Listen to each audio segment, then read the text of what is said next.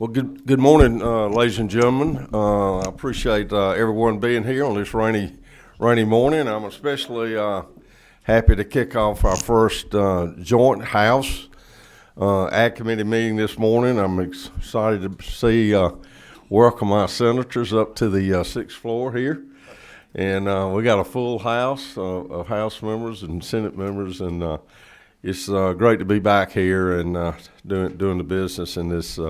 In these two committees. I appreciate my committee so much, and I really appreciate working with Chairman Goodman all year, and for last year we've got a lot of good bills that have been looked at in both chambers, and I just really appreciate the great working relationship I have with him, as well as members of his committee and our committee, and just thank you a whole lot, Chairman, for that. I'm going to ask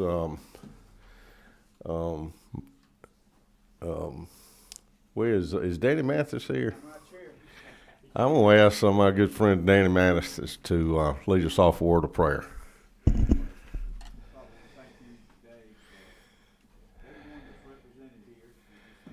Blessings that they bring, folks. We thank you for this committee. Help us to do everything that's pleasing to you and good for Georgians. In Christ's name we pray. Amen. Thank you. I'm gonna turn it over now to Chairman Goodman to say a few words. And what's your number? Okay, here we go. Thank you. Well, thank you, Mr. Chairman, and thank you for our long friendship. Really appreciate the relationship that we have with your committee. I think it's great that we get together and have this joint committee meeting together. I want to take this opportunity to thank not only the members of the Senate Ag Committee, but the members of the House Ag Committee as well, and your leadership on that, and the letter that we wrote to all of our congressional delegation concerning the 22% increase in H-2A wages in the last 14 months. Net farm income, it's been reported, was down 24.5% last year. And so on an average, Georgia fruit or vegetable farm, labor equates to about a 40 or 45% of the total cost of doing business. And if you have a 22% increase on something that's 40 or 45% of your total cost of doing business, that's a 10% increase overall during the time that net farm income is declining at a pretty dramatic rate. So I want to thank you for that, and I want to thank again all these members for being here, and look forward to getting it started. Also wanted to thank Commissioner Tyler Harper. I think he's in the room here somewhere. He's been leading on that effort as well. Thank you for being here, Mr. Commissioner. Mr. Chairman, I'll let you take back the reins. Well, thank you.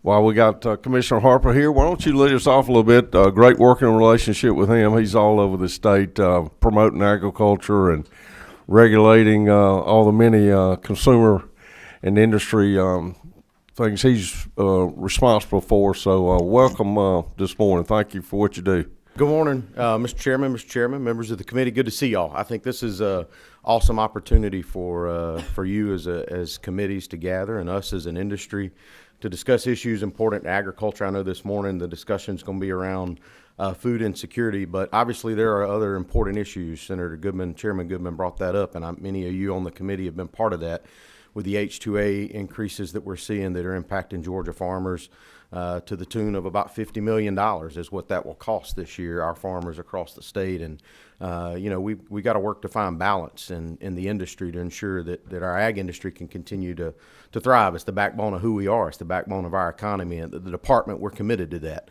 And it's an honor to serve in that capacity and work with all of you to promote our number one industry and move it in the right direction. And I appreciate the friendships we have, the partnerships we have, and the working relationship that we have between the General Assembly, these committees, and our agency to ensure that we're doing that. And I look forward to that the rest of this session and as we continue forward. In relation to your discussion this morning, I think I saw Senator Harold Jones pop in a minute ago, but many of you may know he did a study committee a few years ago related to food insecurity. And I think you'll hear from members of my team this morning. Unfortunately, I can't stay. I got some other commitments to get to. But they're gonna talk about what we've been doing at the department since then.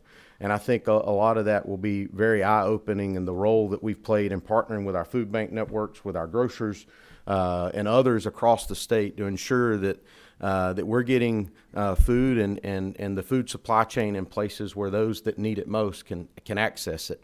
And I'm really proud of the work that we're doing at the department. A lot of that is because of the great work of the General Assembly, such as the Farm to Food Bank program, which has been remarkably successful. So Matthew Kalinsky is going to be talking to you all this morning on our behalf at the department, really filling you in on what we're doing. I can't say enough about the partnership between our agency and the Food Bank Network, our partnership with our grocers and GFIA and others across the state. It truly is a true partnership, and we truly have that mission in mind of ensuring that all Georgians have access to food, and that at the same time we can promote Georgia-grown products and we can connect our Georgia farmers to those Georgia consumers and others that need it most. And I'm really proud and really excited about that and look forward to those continued conversations. So, Mr. Chairman, it's good to be with y'all. Thank y'all for what you're doing. Thank you for your work. And it's like I always say, y'all keep plowing and we'll see you soon. Appreciate you.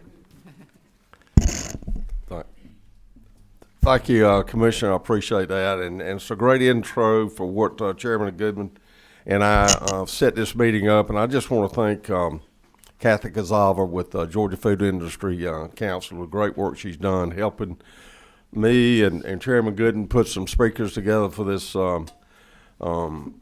this meeting. Chairman Goodman sent over, as Commissioner said, Harold Jones's bill to our committee last year, worked on that very hard. And Karen Bennett in our committee has been very interested, as well as others, in food insecurity and some bills and some ways forward that we can work on this issue in our state. I think you'll hear some speakers this morning that kind of enlighten us a lot on that. So thank you, Kathy, for what you do, your association. Great reception last night. Thank you. If y'all that didn't go there, y'all missed a great time down there at the depot. So thank you for being here every day and what you do. And we got a lot of partners, Chairman Goodman and I, on our two committees. So, Chairman Goodman, you want to start it off? Yep. And introduce Dana. All right. Miss Dana, where are you at? There you are. Well, thank you for being here today, Miss Dana. Of course, you're the Executive Director of Feeding Georgia. I was proud to get to carry the Georgia Farmer to Food Bank program bill, and happy that it's been so successful, putting farmers together with those that are suffering from food insecurity.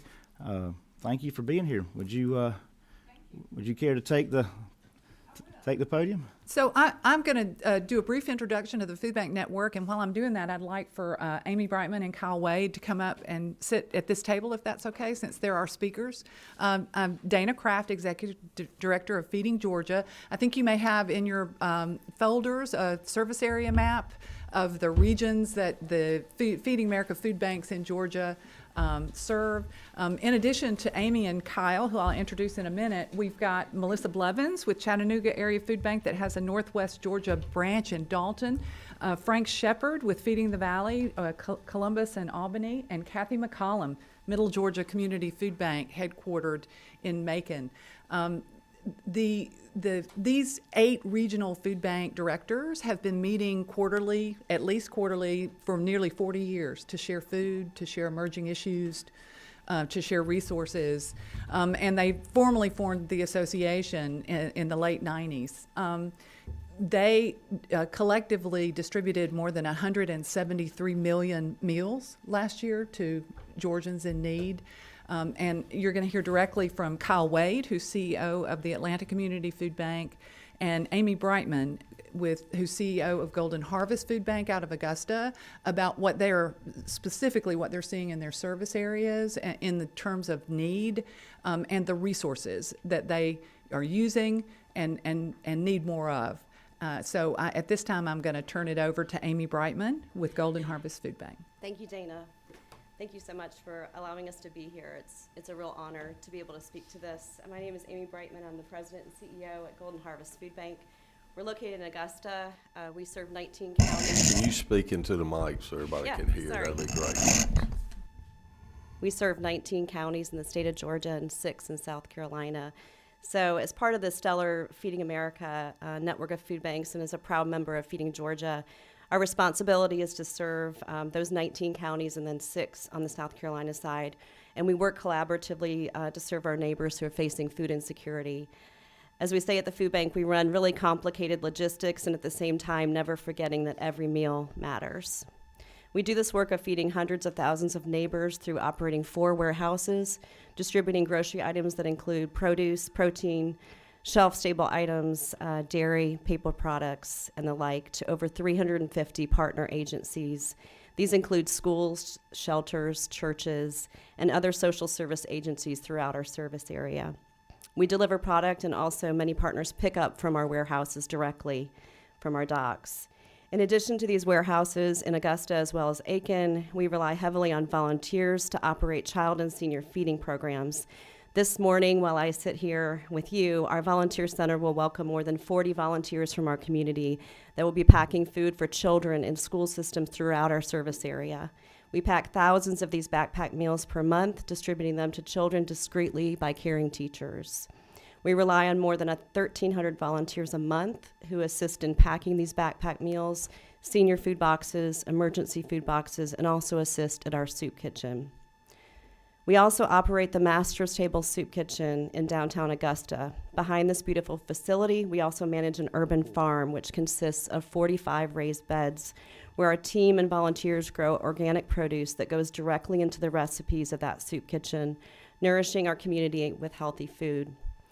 At the soup kitchen, our team chefs, alongside shifts of up to 30 volunteers at a time, help us to get that food. And one of the things I'm most proud of during the pandemic is that we never closed the door of that soup kitchen, not one day.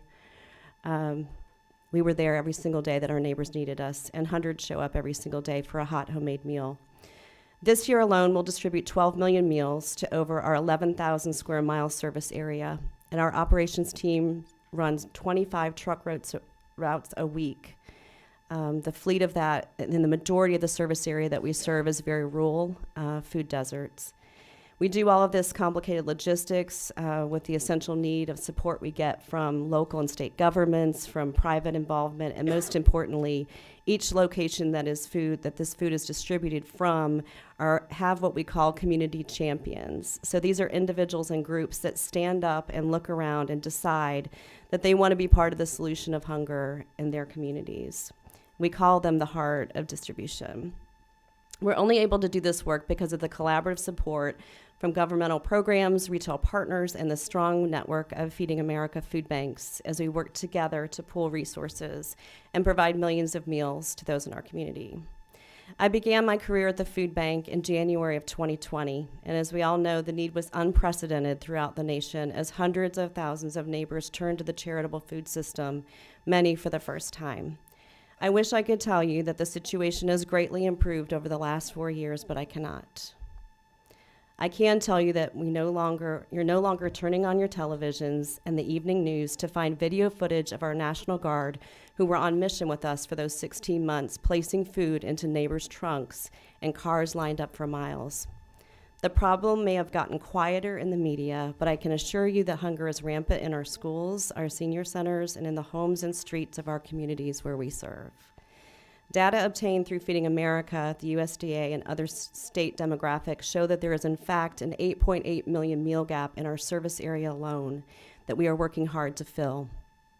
Just a few weeks ago, I stood on the pavement in the parking lot of our main warehouse in Augusta, and as far as I looked, there were cars lined up. They were there to pick up fresh produce that we had received from Georgia farmers. This was a supplemental program called to TFAP called LFPA, which the USDA developed to support local farmers and underrepresented farmers and supply local produce that was in just a couple hundred miles of our food bank. I had stood in the warehouse with my VP of operations and team a couple of days before, and we agreed to accept all 4 53-foot truckloads of fresh produce from Georgia farmers, even though we were really struggling to fill some roles in our warehouse. We were kind of on a shoestring of a team. But we decided it was too important to not turn that food away. So in true food bank fashion, we took the stance that we would figure it out. As I stood in the parking lot that evening, those full 53-foot truckloads of Georgia-grown produce had arrived at our warehouse, and dozens of our agencies had already picked up fresh tomatoes and squash and eggs to share with our community. I walked from car to car, feeling overwhelmed by the need and simultaneously the joy and the stories that I was hearing from our neighbors as they shared with us. We served more than 700 families that night alone, and it felt really heavy and important and yet hopeful.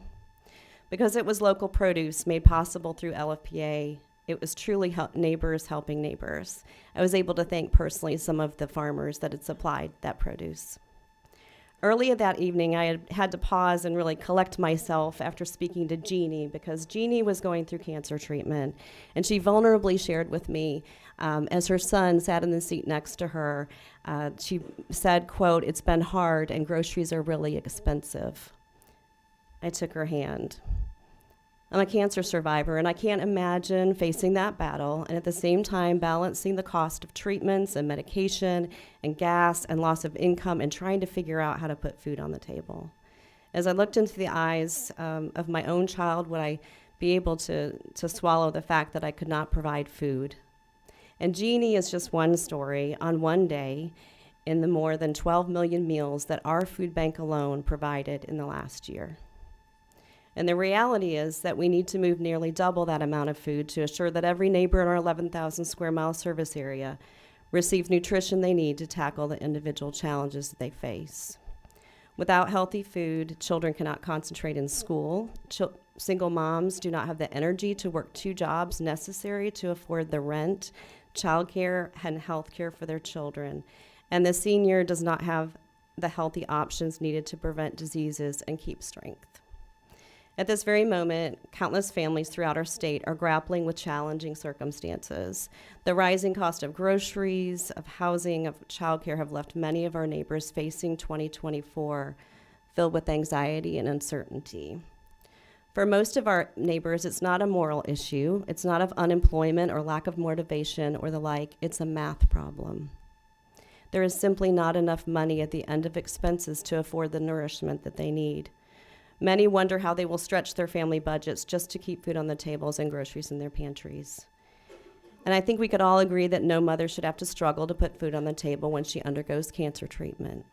No child should be forced to concentrate on their hunger rather than their homework. No family should have to decide between buying birthday gifts for their children and securing basic household necessities. I'm here today in the spirit of compassion and solidarity to request your support for thousands of families in our area who are facing impossible choices like these. Programs like the Farm to Food Bank, TFAP, GNAP, which is our state support for families with children, and SNAP programs are safety nets for our neighbors and programs that our food bank administers with rigorous oversight combined with collective passion to service our communities, making the load just a little lighter for our neighbors. Last year alone, nearly 3 million Georgia meals in our food bank were provided through TFAP program alone, and 48% of our total distribution was TFAP product coming through our warehouses through the USDA. Our food bank will open new facilities this summer, our Produce Rescue Center, and it has the capacity to increase distribution of fresh produce, protein, and dairy by 250% in the first year alone.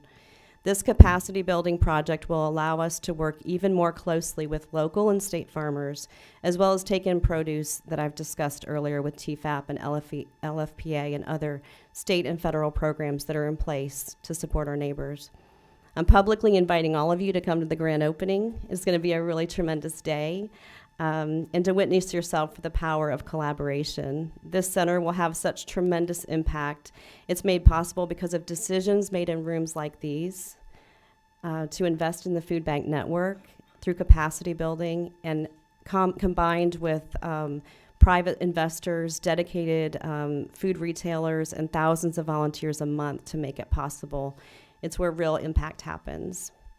So I urge you to consider and pass strong legislation that not only expands the nutrition programs we rely on to do this hard work, but increases to attempt to keep up with inflation and other strains that our neighbors are feeling.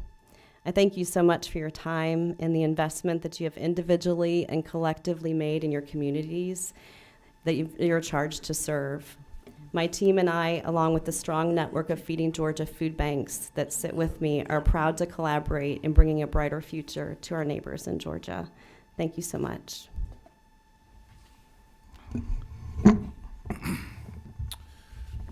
Good morning, Mr. Chairman, members of the committees. My name is Kyle Wade. I'm the CEO of the Atlanta Community Food Bank, based here in Metro Atlanta.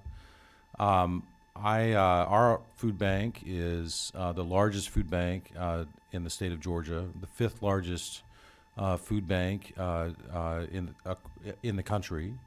Our food bank operates in 29 counties around Metro Atlanta and North Georgia, and we support a network of 700 community-based organizations, nonprofits, churches, other types of social service organizations who get food from us and then get that food out into the local community to the folks who need it in their local neighborhoods. This year, we will distribute more than 120 million pounds of food, the equivalent of about $250 million worth of food and resources that we'll get out to families in need across the 29 counties we serve. And what we have seen at our food bank over the last several years is just a tremendous amount of growth. We operate out of the largest single food bank facility in the country, and that's really allowed us to grow our capacity to meet more need across North Georgia. I'll say at the outset here that we enjoy tremendous support, both from the state and from the private sector in helping us do our important work. The retailers across Georgia are tremendous supporters of food banking and picking up rescue product from grocery stores, which we do at about 600 individual grocery stores in our 29 counties, provides almost 30% of the total food that we distribute. This year it'll be 36 million pounds of food is being picked up at the backs of these 600 different local retail store locations. So they're tremendous partners. We enjoy tremendous support from our agricultural industry. This year we'll distribute 35 million pounds of produce, much of which is being sourced directly from farms across the state, and is just tremendous high quality fresh produce that the people we serve need desperately. And then we enjoy tremendous support from a variety of different programs at the state level. Amy mentioned the GNAP program, which is a state grant that allows us to buy food, all the food banks in the state. We enjoy the Farm to Food Bank program, a tremendous partnership with Commissioner Harper and his team over at the Department of Agriculture. We get great partnership with the Department of Human Services, and we're just really kind of embedded and connected across the state agencies to help us do our work to get food to the folks who need it. What I want, I'll just try to be brief here and tell you most importantly that what we're seeing right now at our food bank is that lines are getting longer at food pantries. The impact of inflation across our community, across the state over the last 2 years is staggering and undeniable. Right now we are serving about 230,000 individual households every single month. That accounts for close to 700,000 people. There's about 6.1 million people in the total population in the region that we serve. So that means we're touching more than 10%, closer to 11% of the total population every single month that we're serving through our food bank. That number is up about 40% from where we were at the beginning of 2022, which is when inflation really started to change. And so we're seeing just extraordinary levels of demand right now that are kind of unprecedented. Obviously, Amy talked about what that looks like at the individual household level, why there are so many people struggling. You know, if you do the math, it's not hard to see how an extra $100 a week at the grocery store, an extra $20 a week at the gas pump over a year can add up to a really significant amount of your total income. If you're somebody with income between $40,000, $50,000, even $60,000, it can put tremendous pressure on a family. And so we are seeing that in lines at our food pantry network. Even with all the support that we receive, we are facing really extraordinary resource pressure right now at our food bank, and that's even more so the case at the smaller food banks in other parts of the state. Last year alone, we spent close to $20 million, actually a little more than $20 million, just buying food to try to keep up with the demand that was out in the community. $20 million. Prior to the pandemic, we were spending about $6 million a year to buy food. So really tremendous amount of increased cost that we're trying to navigate in the face of the kind of demand that we're facing. What we know can help offset some of that pressure on the food bank network and on the pantries that we serve are a number of different federal programs that are supported through the Farm Bill that are really critical to the people in our state. At the top of that list, in addition to the TFAP program that Amy talked about, is the SNAP program, which provides direct assistance to individuals who qualify through the EBT cards. SNAP, if you kind of do the math, provides 8 to 9 times the amount of food to people that food banks do, just when you add it all up. And so when there's a 10% cut in the SNAP program, it has almost the equivalent effect of eliminating the entire food bank network, which is why preserving and protecting the SNAP program, even when we need to find ways to reform it and make it work better, is really critical in a time where there is such demand in the community. And we encourage you all to continue to find ways to support that SNAP program and make it easier for the Georgia families who need access to it to access those resources. We also benefit from other programs authorized through the Farm Bill, the CSFP program, which helps us provide really important, high-quality, nutritious grocery items to low-income seniors. That's a really critical program for us to meet more of the demand out in the community, and that is also funded through the Farm Bill. We have grown that program at our food bank, and now today we're doing more and more home delivery of these grocery items to low-income seniors who are having really hard challenges just being able to get out to where they can get access to food. As we look forward, we do not anticipate that demand is going to subside anytime soon. We just don't see the inflation, probably, even though prices aren't necessarily increasing at the same rate as they were, they aren't going down. And so we're still at an elevated level of cost for families in terms of their budgets. Income growth was kind of significant right after the pandemic, but that is kind of leveled off now. And so we just anticipate for the next several years increased pressure on families. Food banks right now, even with the growth that we've achieved, are very concerned about our ability to sustain that growth.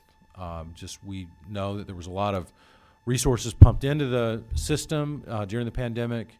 Those things are being pulled back for all sorts of reasons that I understand, but going forward, there's going to be a gap in the services we're providing and the cost to provide them and the resources we have available. So we need ongoing support, certainly from the private sector, which we're working aggressively to make happen, but we also need ongoing support from our partners at the state level and the federal level.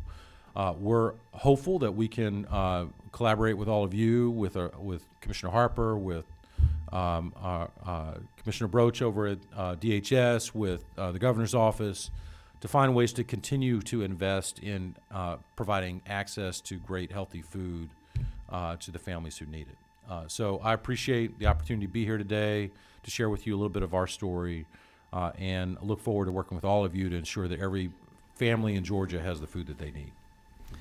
Well, thank you. Thank you both for being here. Thank you for your testimony today. Chairman Dickey sort of passed the baton to me, so I want to just tell you thank you for what you do. I don't know that there are many things more noble in life than feeding the hungry, and y'all dedicated your lives to doing that, and we appreciate it. And certainly, in terms of inflation, I know our family, we, besides farming, we have a business that we make fruit cobblers. So we buy a lot of sugar, we buy a lot of wheat flour, and I can tell you, I know exactly what you're talking about. Yep. Things went through the roof. Yep. They stabilized, but they haven't come down, and I keep hoping and praying that they will. But I wanted to ask you a quick question. We had a hurricane that came through South Georgia recently, and we met with our congressman, met at the FSA office, and we had a whole bunch of farmers there. And we were discussing the emergency loans for these farmers through FSA. What we found out was that the funding within about 2 weeks dried up because we're operating under a continuing resolution right now in terms of the budget in Washington.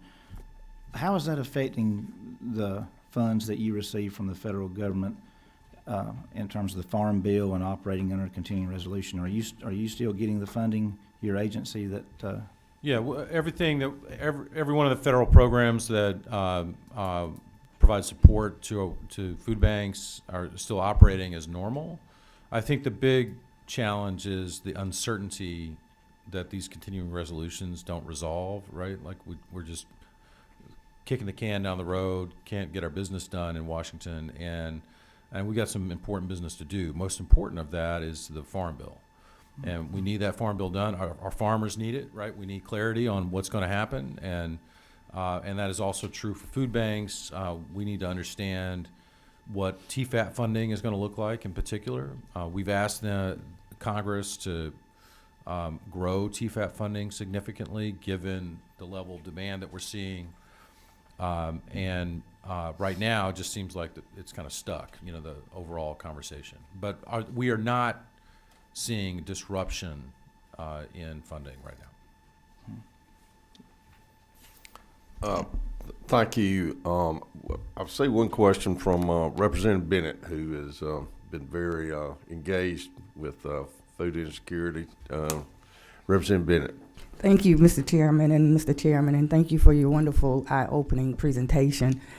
My question is a very quick one, and we talk about demand versus resources, and yet there is still a tremendous gap in food insecurity. What would you say, in addition to maintaining the SNAP program and other federal funding and state funding, how do those people who still have hunger access programs such as yours? How do they find out about us and access the actual food? It's for the most part through our network of agencies and programs. So we have all these partners, right, that are small pantries in rural counties or schools or churches. And we have something on our website called a food finder where you can punch in a zip code and it pops up all of the agencies and food resources within that zip code. So we keep that updated. So if folks come to the food bank, we don't actually distribute food at our food bank. We are, we get it out to all these agencies that are frontline. We don't typically do things in our parking lot. That was kind of a special deal that I talked about.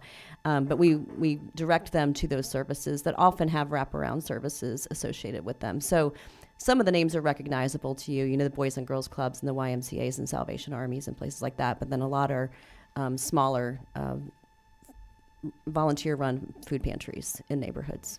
Does that answer your question? Thank you. I'm going to turn it back over to Chairman Goodwin. We got several more speakers. We'll come back for questions at the end. These speakers will be here, and so I think we'll thank y'all for being here, and I think we'll move on. We got some other great people here. So Chairman Goodwin, who we got next? Thank you, Mr. Chairman. Thank you all for being here again. Matthew Kalinsky. Matthew, where are you at? There you are.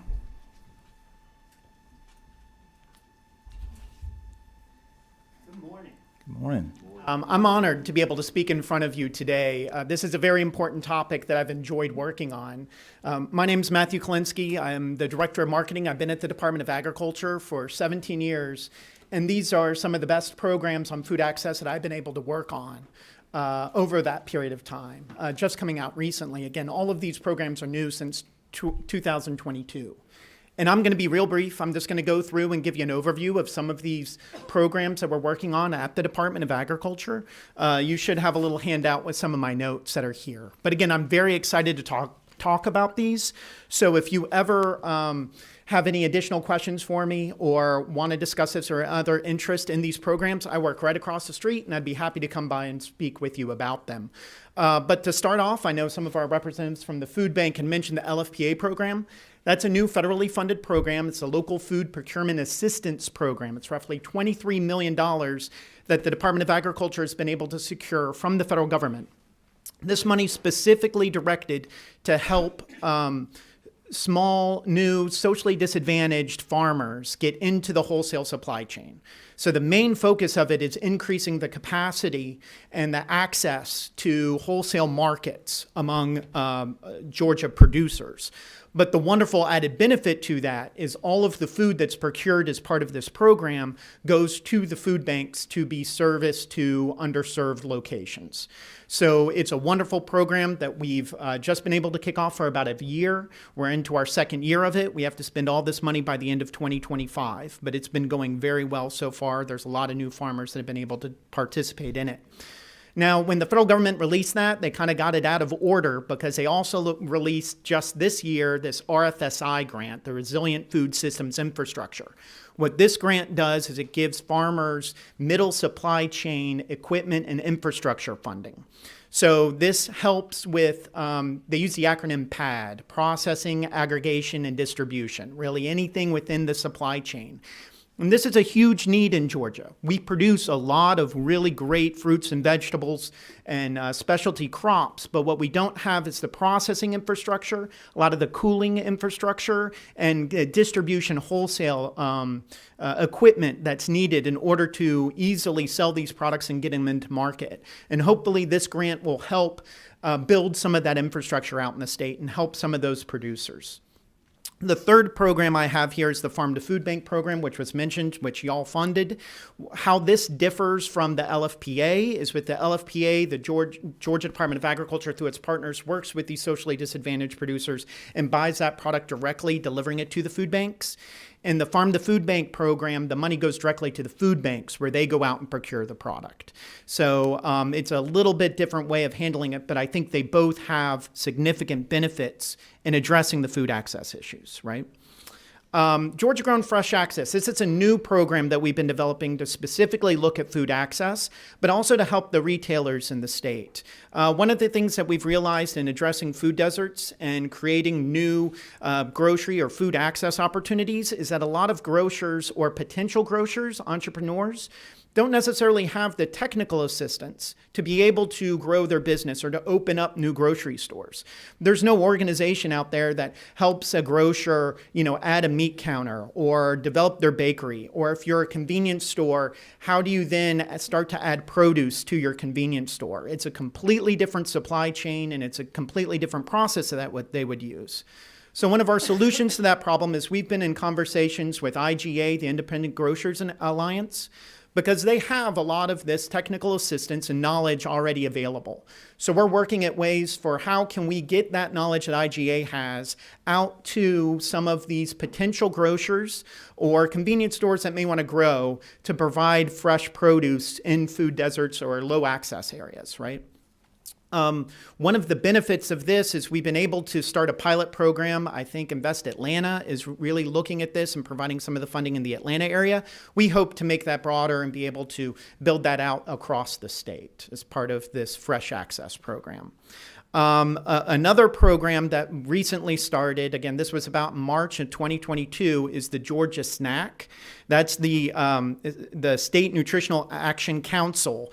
This was kind of begun with guidance of the USDA, and several other states have these snack programs. There's a quick overview of the departments on this page that I have before me of state agencies that are working as part of the SNAP Council.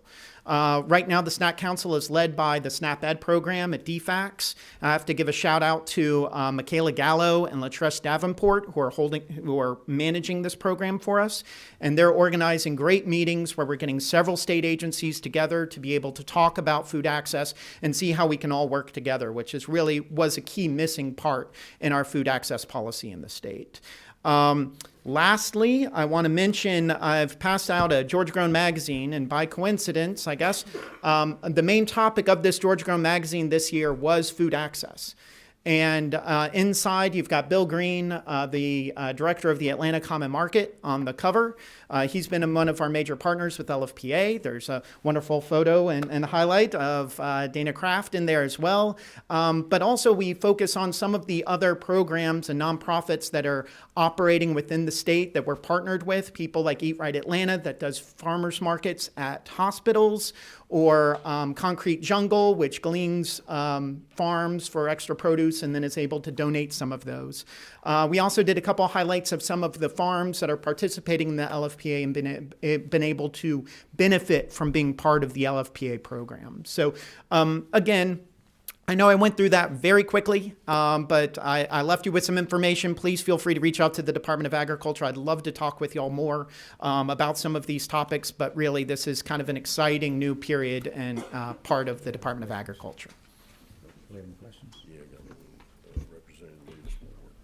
All righty, we have a question from Representative Lewis Ward. Thank you, Mr. Chairman. And thank you, Matthew, for your presentation and your work on these initiatives. Just wanted to go back to the LFPA program. It mentions unrepresented producers. How is that group defined for this program? Sure. So it's the federal term is socially disadvantaged, which I think is a bit of an unfortunate term, but it's a broad definition that the USDA has identified as part of that, and we work with producers that self-identify with that. One of the benefits of partnering with Common Market is they work with us to help identify those producers, but also provide them with some of the coordination and technical assistance necessary to operate in a wholesale supply chain. But we're always looking for new producers to be part of this program. So that door's going to continue to be open, and I'd be happy to share with you the farms that we're currently participating with as part of this process. And since it was a 3-year program, there's farms that were ready to go or just needed a little bit of support to go at the beginning. And now there's farms that are slowly becoming part of that process. My pleasure.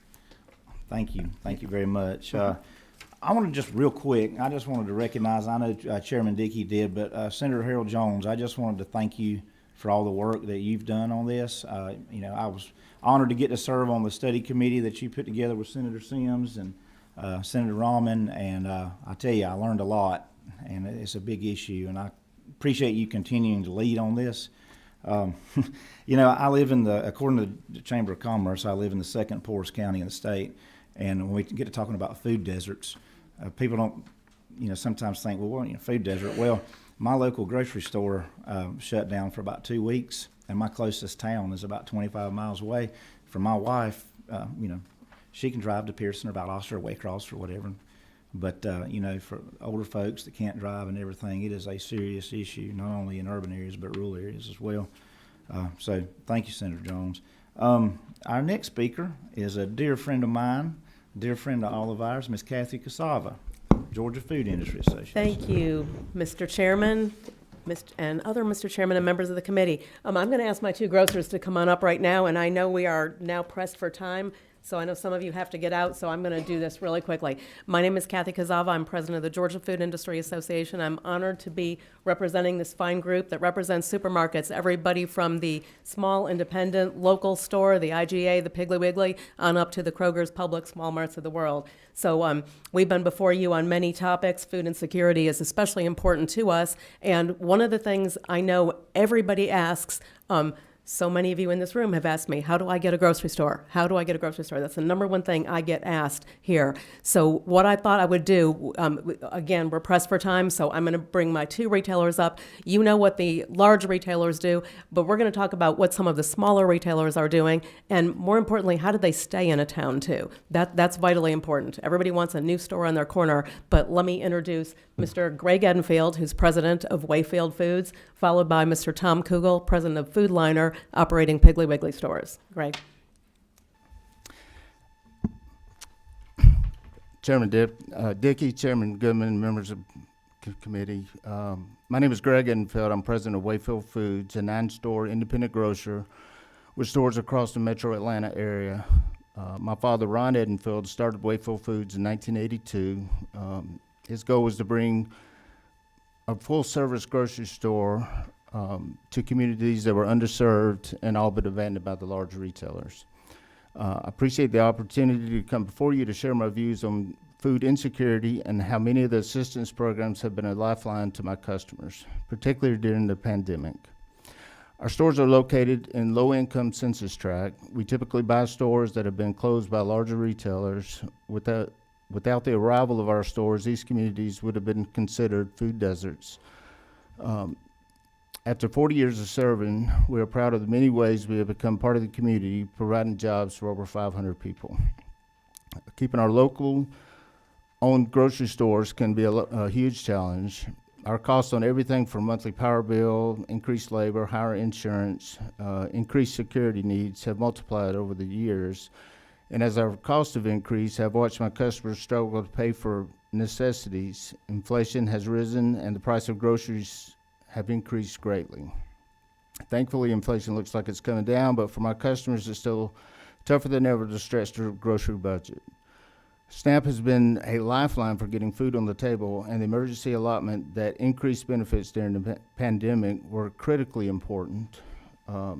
Since the extra assistance ran out, I'm now watching many customers turn to buying groceries on credit cards, a sign of economic instability.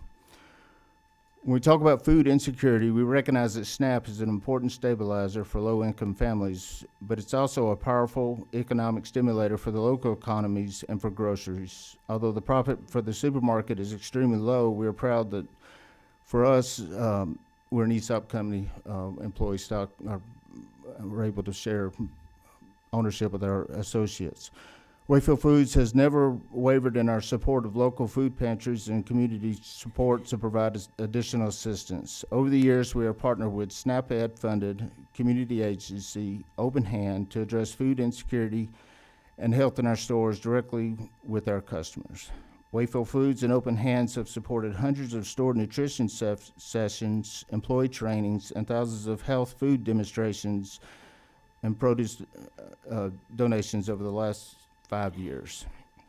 We are committed to doing this, and we have witnessed firsthand SNAP recipients making the best use of their limited funds as they learn to shop for healthy food on a budget, read nutrition labels, and other critical nutrition messages to help empower them to make better decisions related to nutrition and the health and wellness of their families. We have also partnered with the Atlanta Community Food Bank by implementing the 2-for-1 SNAP Fresh Produce Purchase Program with the assistance of FNI Food Insecurity Nutrition Incentive Grant in 2018 and 19. Wayfield Foods supports this critical work, and we amplify the USDA funding with our own financial and staff support. These type of programs show that private-public partnerships can make a significant impact on the way people shop, think about food, healthy eating, and nutrition. In conclusion, addressing an issue as complex as food insecurity requires grocers, community-based organizations, food banks, hospitals, universities, and public health agencies to work together. Programs must be built that not only reduce hunger and poverty, but enhance nutrition knowledge, improve health outcomes, create jobs and economic growth, and strengthen our communities. Wayfield Foods will continue to work with our partners to increase the access to quality food in communities, and is pleased to see the results in healthier customers. Thank you. Good morning, Mr. Chairman. Appreciate you all having me here. I see a lot of friends up there. I'm Tom Kugel. I am the president and CEO of Reynolds Food Liner. We're also an ESOP company, and also managing partner of Curtis Foods, manufacture sausage and things like that. We operate several banners, Piggly Wiggly, Triplin's General Store, Curtis Food Store, as well as a couple of other self banners. I want to talk to you today a little bit about the differences between food insecurity in a rural area versus more urban areas. And I know that we've got maps and they show where we have food insecurity, and I know people that run stores in some of those areas where we say there's no store. So Tom, let me tell the committee exactly where some of your stores are. They're in Yes, sir. Chairman Stinson's, Representative Stinson's district, and was in my district. And you are definitely in rural Georgia. A lot of your stores, very familiar with your, and I thank you for being here. So didn't mean to interrupt. I just wanted to give the committee an idea of where you operate. You're coming up later, Mr. Chairman. Well, that being said, these are my communities, and when these stores struggle, it's bad. When they founded our towns, the first thing they put up wasn't a Starbucks or a gas station. It was somewhere to centralize food supply. It's critical. It's critical infrastructure, and we're losing it in these towns.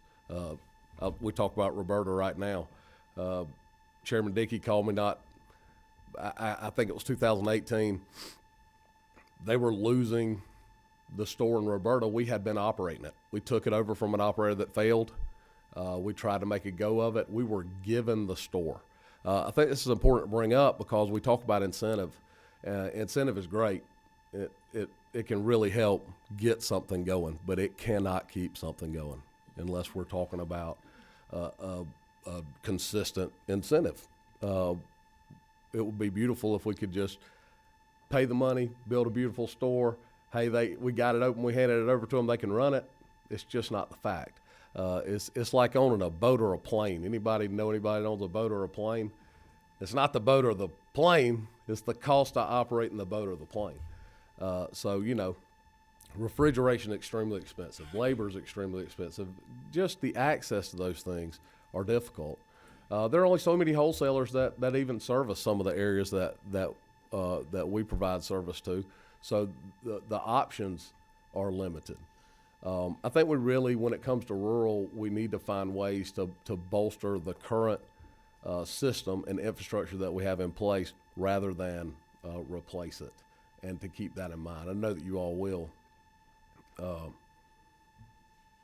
There's a couple of things that I know will help us. And they're being talked about here, and red tape doesn't help anything in terms of getting cranked up. So anything that also we can do to limit the cost of liability insurance, that's something that is continuing to rise on us and is a barrier to opening. Our WIC program in Georgia comes up over and over again. We laugh about it in GFI. I know that we're so thankful to now be on eWIC, and it was a long haul getting there. But we still have a moratorium on WIC licenses, and we'd like to see that 6-month moratorium go away, and people to be able to apply for a WIC license all year round, as opposed to a window. And the rest of the year, if you open your store in that part of the year, you're just out of luck. Seems to me that might even create a bottleneck of sorts. I think I've hit all my important points, and we're late. So. Well, thank you, Tom, for being here. Thank y'all. I wanted to say this though. Our little cobbler company in South Georgia, we're trying to farmer-owned company, trying to create jobs in a town with a 40% poverty rate, and Tom was the first retailer to ever put our products in his stores, and I really appreciate that. Appreciate what you do, and you kept us in the store. That's some fine cobbler too. We appreciate. Well, thank you. I'll give you. I owe you for that. thank you all for being here. Chairman Gunner, did you hear one of those recommendations from Mr. Kugel? Chair. You want to repeat that, Mr. Kugel? One of your recommendations Or what? about liability. Oh, yeah, premise liability, yeah, that's right. We'd really like that. Just want to make sure you didn't miss that one.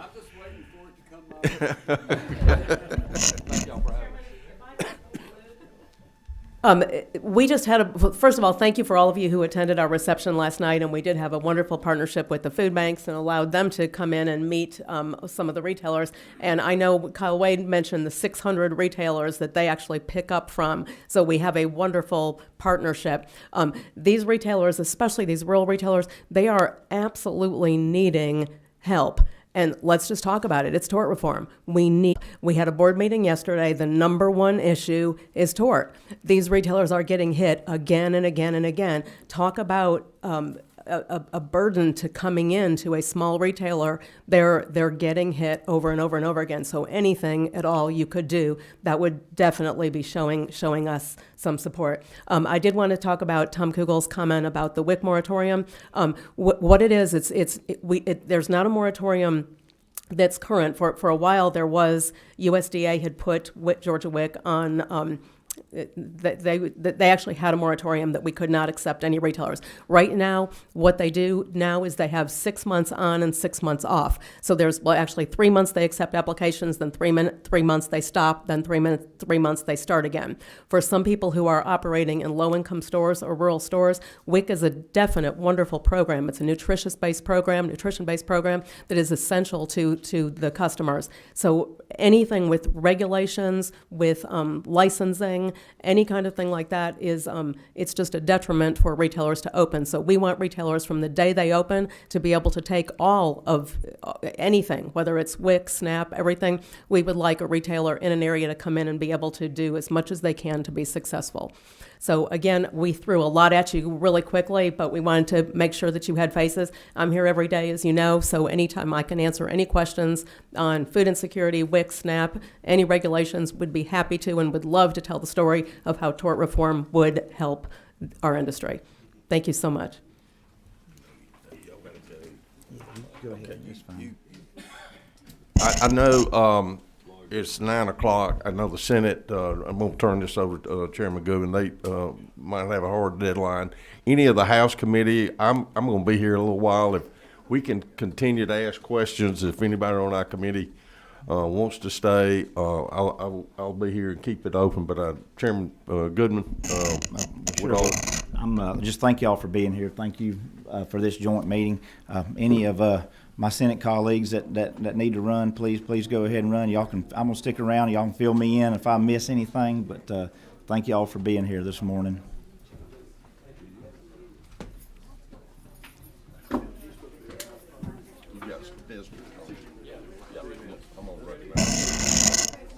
What's your number? Okay.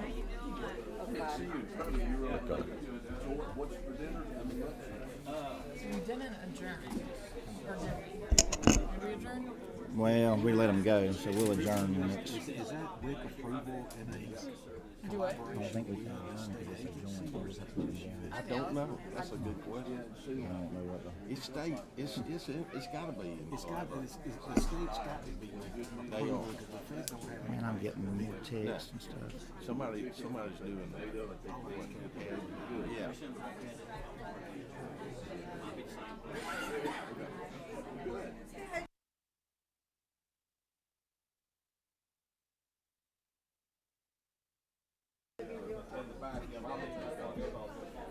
Yeah.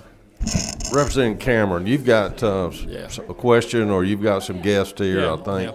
Yeah, thank you, Mr. Chairman. I just want to recognize the folks. I got here this morning, and there's folks from home. Melissa Blevins, the CEO of Chattanooga Food Bank, and Janine Carpenter, who are immeasurably helpful to me with our school children in both Walker and Dade counties, and also the veteran population that we serve in Walker. They also have a beautiful new place down in Whitfield County in Dalton that's serving counties all the way to the late Speaker Ralston's district. So they cover a lot of ground, and I just want to thank you for the work you do. Thank you, Mr. Chairman.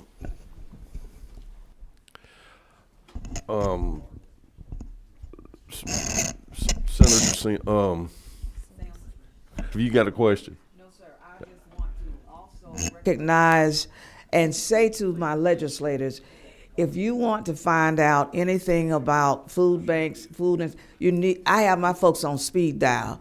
Mr. Frank Shepard from Feeding the Valley and that group, and Dana, we talk all the time. So if you're not sure about where to go and what to do, get their phone numbers. They will connect you.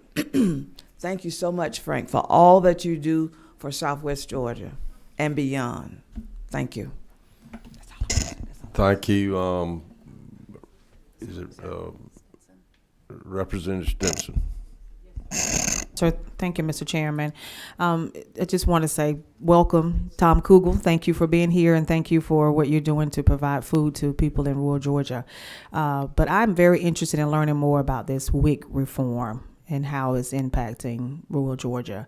Kathy, is it a moment? Can Kathy kind of expound a little more about, you mentioned 6 months on, 3 months on, 6 months off, and because I know we just recently had a new grocery store to open in Reynolds, Georgia.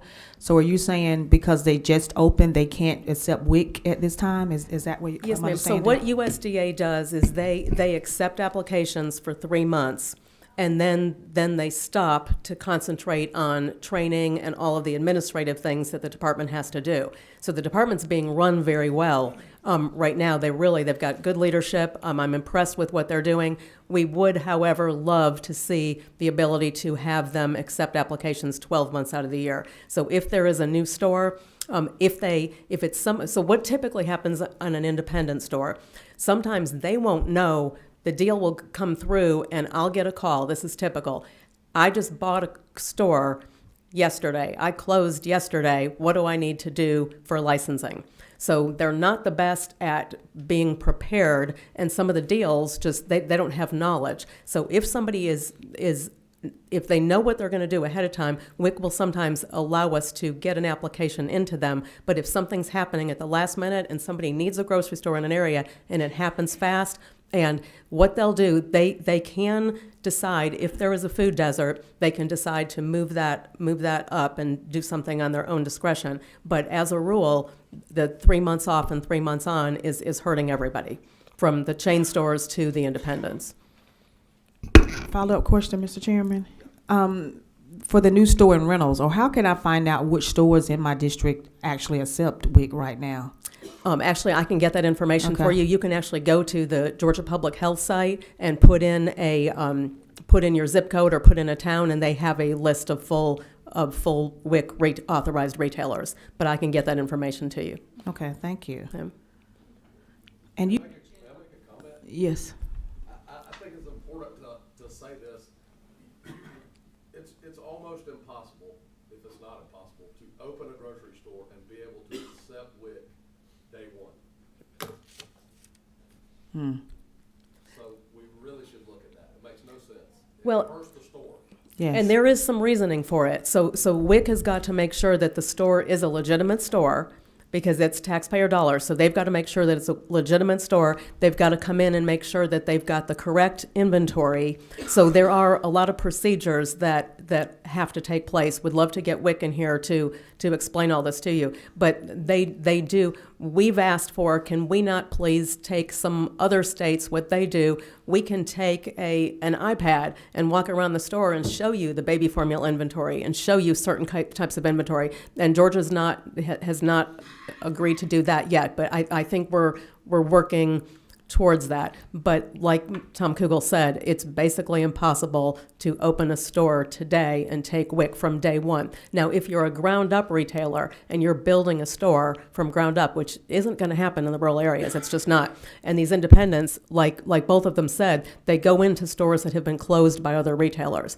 But if there is a chain store that we know ground up is going to open up and opening date is 3 months from now, they can get an application in And Georgia WIC will do their best, but everybody's short-staffed. As we all know, we hear from Department of Agriculture, we hear from everybody, but yet Department of Ag is very, very good in making their inspections happen. But we do know that with SNAP, with WIC, they still do need to come in and do an inspection on the store to make sure that it's, again, a legitimate store, to make sure that they've got the proper inventory, to make sure people have been trained. And now with Georgia WIC doing EBT, that the systems are properly able to process an EBT transaction, which, by the way, has helped immensely in running for retailers and the WIC program. Okay, thank you. Chairman Meeks. Thank you, Mr. Chairman. Kathy, just to make sure that we understand within WIC, is that application going to FNS at USDA for approval, or are they partnering with a Georgia agency to approve that application? Thank you. That is under Georgia Department of Public Health. Okay. So that application, it's a federal state partnership. Okay. So the feds provide the funding, the state, and we'll be happy to, I'd like to get public health in here to explain it, to Absolutely. make sure I'm saying the right thing to you. But that all goes into the state agency, Georgia Department of Public Health. Okay, given all the acronyms being used, I just wanted to make sure the committee was clear on, Yes, sir. where this Yes. approval takes place. Yes, it's DPH, and that Right. is a state issued license. Right, okay, thank you. Okay, I'm going to turn this back over to Chairman Goodman. I don't see any other questions if anybody's got any, but I just want to thank all our people in the audience for being here and my committee.